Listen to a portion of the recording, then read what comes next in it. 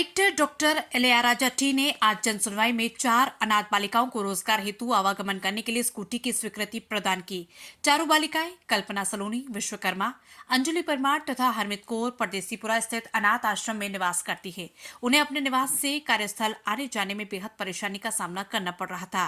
साथ ही आवागमन में परेशानी के कारण रोजगार के बेहतर अवसर भी प्राप्त नहीं हो पा रहे थे। कलेक्टर डॉक्टर इलैयाराजा टी ने संवेदनशीलता से उनकी समस्याओं को सुना तथा उन्हें रेड क्रॉस के माध्यम से 4 स्कूटी प्रदान करने की स्वीकृति दी। चारों बालिकाओं को आज जनसुनवाई पश्चात विधायक गोलू शुक्ला एवं कलेक्टर डॉक्टर इलैयाराजा टी ने स्कूटी वितरित की। कलेक्टर डॉक्टर इलैयाराजा टी ने जरूरतमंदों को तत्कालिक रूप से आर्थिक सहायता प्रदान करते हुए देवेंद्र यादव को 20,000 रुपए तथा ज्योति कौशल को चिकित्सा सहायता के लिए 10,000 रुपए की स्वीकृति दी। इस तरह उन्होंने अनाथ बच्चों की शिक्षा के लिए 10,000 रुपए की स्वीकृति दी। आज जनसुनवाई में कुल 75,000 रुपए की आर्थिक सहायता रेड क्रॉस के माध्यम से जरूरतमंदों को दी गई। कलेक्टर ने जनसुनवाई में आए अन्य आवेदकों से धैर्यपूर्वक उनकी समस्याओं पर चर्चा की और उन्हें उनके शीघ्र निराकरण का आश्वासन भी दिया। उन्होंने न केवल मौके पर मौजूद अधिकारियों को नागरिकों से प्राप्त आवेदनों पर संवेदनशील रुख अपनाते हुए निराकरण के निर्देश दिए, बल्कि दूर दराज से आए आवेदकों की समस्या पर संबंधित क्षेत्र के अधिकारियों को फोन लगाकर तुरंत एक्शन लेने और कार्रवाई कर रिपोर्ट भेजने के लिए कहा। उन्होंने पट्टी की जमीन पर अवैध कॉलोनी काटने, आवास संबंधी माता पिता भरण पोषण, अवैध कब्जे आदि संबंधित विषयों पर आए आवेदनों की सुनवाई की।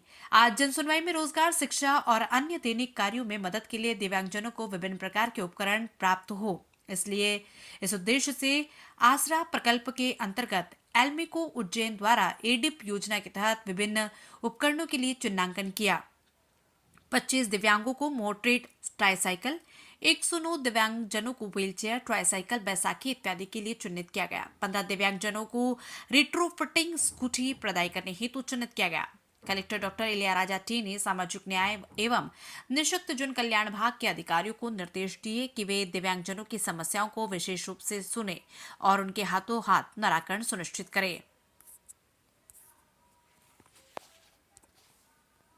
आपको आज स्कूटी मिली है, कलेक्टर साहब ने दी, क्या कहना चाहोगे आप? हम लोग बहुत उम्मीद के साथ आए थे और सर ने ये कर दिया। बहुत अच्छा लगा हमको कि मतलब हेल्प मिल गई। हमको आने जाने में बहुत प्रॉब्लम होती थी और बहुत टाइम भी वेस्ट होता था, जिसके कारण हम हमारी पढ़ाई नहीं कर पाते थे। क्या पढ़ेगा? मैंने 1 ईयर का कोर्स किया है नाटा प्रोफेशनल एकेडमी से अकाउंटिंग का। मेरा ऑफिस है मतलब RSPS एंड एसोसिएट्स, जहाँ पे मैं अपनी जॉब करती हूँ। वहाँ पे मुझे सिर्फ 5,000 रुपये ही मिलते हैंगे, मतलब सैलरी मिलती है, जिससे मैं अपना भरण पोषण करती हूँ। कौन आपको घर में? मेरे घर में कोई नहीं है, बस मैं ही हूँ और मेरा एक छोटा भाई है, वो भी आश्रम में।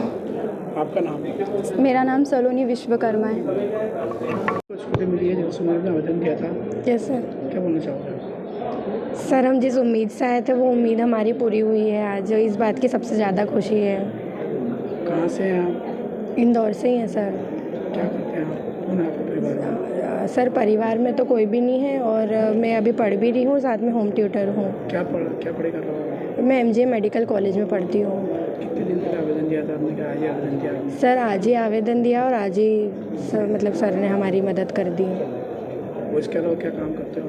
क्या लोग? सर, जॉब ये करती हूँ, मैं बच्चों को पढ़ाने जाती हूँ। होम ट्यूटर हूँ, घर जाती हूँ, फिर पढ़ाती हूँ बच्चों क्या को। कहना चाहोगे आप आज? सर, मैं सबसे ज़्यादा तो यही बोलूँगी कि मुझे आज बहुत ज़्यादा खुशी हो रही कि मैं एक ही बार में मतलब मैं जिस उम्मीद से आई थी वो एक ही बार में मतलब पूरी हो गई है। आपका परिचय? मेरा नाम हरमीत कौर है। कहाँ से हो? इंदौर से ही हूँ मैं। वो आश्रम में पढ़ रही हैं, उनके मम्मी पापा नहीं हैं। अब उन चारों बच्चों को हम लोगों ने आज ही ना स्कूटी देने के लिए ना कर रहा है। स्कूटी दे भी देंगे मतलब इन्हें शाम तक का। ऐसे ऑर्फन बच्चे जितने भी हैं, जैसे पहले भी हम लोग ने कोशिश की, आज भी एक और ऑर्फन फैमिली का फ्लैट का ना हम लोग कोशिश करेंगे उनको देने का। आज ये चारों बच्चों को स्कूटी दे रहे हैं।